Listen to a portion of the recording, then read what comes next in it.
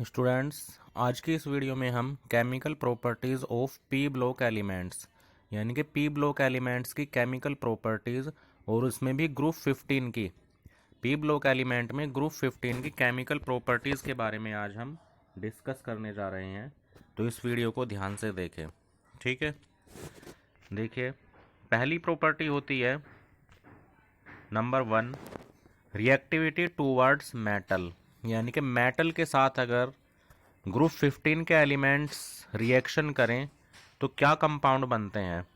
तो जब भी मेटल के साथ ग्रुप 15 एलिमेंट्स कंबाइन होते हैं तो ये अपनी ऑक्सीडेशन स्टेट -3 शो करते हैं, ठीक है। और क्या बनाते हैं, बाइनरी कंपाउंड बनाते हैं। बाइनरी कंपाउंड्स का मतलब जैसे कि Ca3N2 नाइट्रोजन से रिएक्शन करें तो अगर कैल्शियम से रिएक्शन करें तो Ca3N2 बनेगा, या अगर P कैल्शियम से रिएक्शन करें तो Ca3P2 कैल्शियम फोस्फाइड, या Na3AS2 सोडियम आर्सेनाइट, या जिंक एंटीमोनाइड, या मैग्नीशियम बिस्मेथनाइड, ये इसमें बन जाते हैं, ठीक है। नेक्स्ट देखेंगे रिएक्टिविटी टूवर्ड्स ऑक्सीजन। अगर ये ऑक्सीजन के साथ रिएक्ट करते हैं ग्रुप 15 के एलिमेंट्स तो क्या बनते हैं। तो all these elements form two types of oxides. देखिए, जब भी ऑक्सीजन के साथ रिएक्ट करते हैं किसी भी ग्रुप के एलिमेंट्स तो ऑक्साइड बनते हैं। तो ग्रुप 15 एलिमेंट्स जब ऑक्सीजन के साथ रिएक्ट करते हैं तो दो टाइप के ऑक्साइड्स बनते हैं। कौन कौन से, एक तो E2O3 एंड E2O5, ठीक है। All oxides are acidic in nature. जितने भी ऑक्साइड्स होते हैं सारे ही एसिडिक होंगे। The oxides in the higher oxidation state of the elements is more acidic, यानी कि जो अपनी हायर ऑक्सीडेशन स्टेट में होगा वो ही ज़्यादा एसिडिक होगा। यानी कि E2O3 और E2O5 में E2O5 ज़्यादा एसिडिक होता है क्योंकि इसकी ऑक्सीडेशन स्टेट ज़्यादा है, ठीक है। Their acidic character decrease down the group. जैसे ही हम ग्रुप में ऊपर से नीचे जाते हैं तो एसिडिक करेक्टर इनका डिक्रीज होता जाता है, ठीक है। नेक्स्ट देखें रिएक्टिविटी टूवर्ड्स हैलोजन्स। जैसे ऑक्सीजन के साथ कंबाइन होकर ग्रुप 15 एलिमेंट्स ने ऑक्साइड्स बनाए थे, इसी तरह से हैलोजन्स के साथ कंबाइन होकर हैलाइड्स बनते हैं, ठीक है। तो these elements react to form two series of halides. दो टाइप के हैलाइड्स बनेंगे, EX3 एंड EX5, ठीक है। Nitrogen does not form penta halides, यानी कि नाइट्रोजन EX5 के हैलाइड्स नहीं बनाता। क्यों नहीं बनाता, क्योंकि इसके पास वैकेंट d ऑर्बिटल नहीं होते।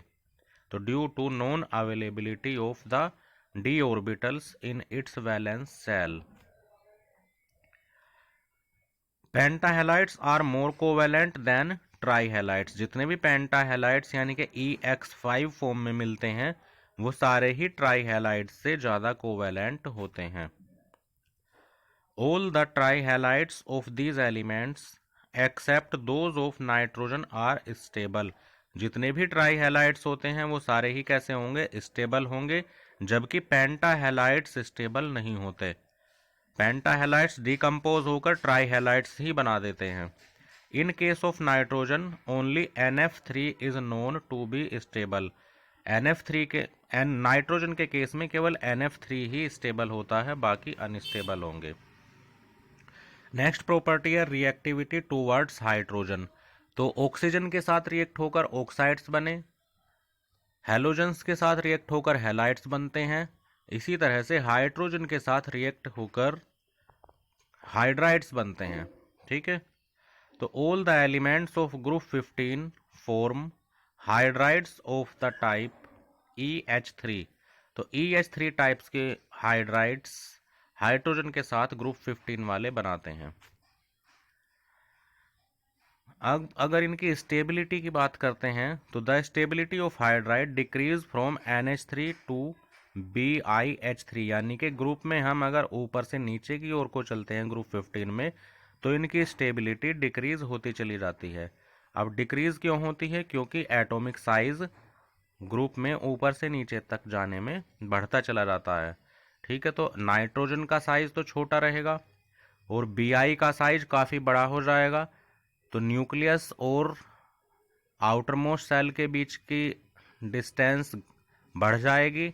बढ़ने पर जो बाहर का इलेक्ट्रॉन या बाहर का एटम जो जुड़ा रहेगा उसकी डिस्टेंस बढ़ेगी और वो इजीली रिमूव हो जाएगा।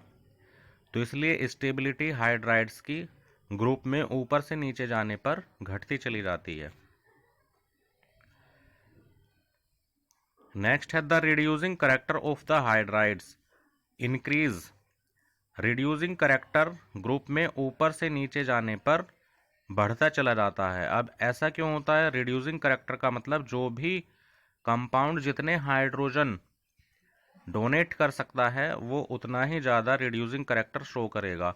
अब क्योंकि ग्रुप में ऊपर से नीचे जाने पर हाइड्रोजन या स्टेबिलिटी घटती चली जाती है, यानी कि हाइड्रोजन को डोनेट करने की कैपेसिटी बढ़ती चली जाती है, तो इसी तरह से रिड्यूसिंग करेक्टर भी इनका ग्रुप में ऊपर से नीचे जाने पर इंक्रीज होता चला जाता है। Ammonia is only A mild reducing agent while BiH3 is the strongest reducing agent amongst all the hydrides।